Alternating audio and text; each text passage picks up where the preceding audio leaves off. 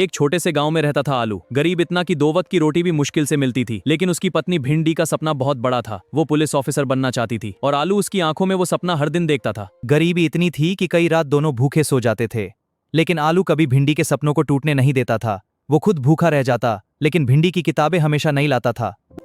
एक दिन आलू ने अपनी जिंदगी भर की जमा पूंजी भिंडी के हाथ में रख दी और बोला, तुम मुंबई जाओ, अपना सपना पूरा करो, तुम्हारी जीत ही मेरी खुशी होगी। मुंबई पहुंचकर भिंडी इस बड़े शहर को देखकर हैरान रह गई। हर तरफ रोशनी थी, भीड़ थी, लेकिन उस भीड़ में वो खुद को अकेला महसूस कर रही थी। तभी उसकी मुलाकात लहसुन से हुई। लहसुन पढ़ा लिखा था, समझदार था। उसने भिंडी की पढ़ाई में मदद करनी शुरू कर दी और धीरे धीरे दोनों की बातें बढ़ने लगीं। अब हर दिन भिंडी और लहसुन साथ रहने लगे थे। पढ़ाई के बहाने दोनों एक दूसरे के करीब आते जा रहे थे।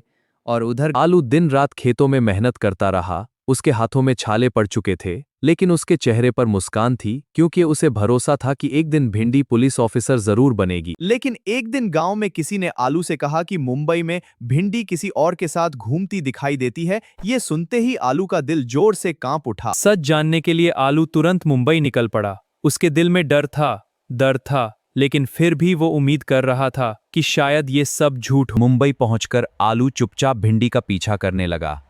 उसका दिल तेजी से धड़क रहा था और उसकी आंखें सिर्फ सच ढूंढ रही थीं। रात के समय आलू ने देखा कि भिंडी और लहसुन एक साथ बैठे हंस रहे थे।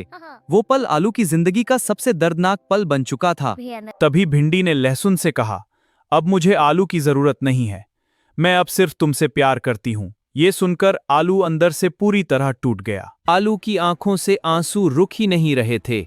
जिस पत्नी के लिए उसने अपनी जिंदगी दांव पर लगा दी, उसी ने उसे अकेला छोड़ दिया था। अगली सुबह आलू बिना कुछ बोले वापस अपने गांव लौट आया। अब उसके चेहरे पर पहले जैसी मासूमियत नहीं थी, सिर्फ खामोशी थी।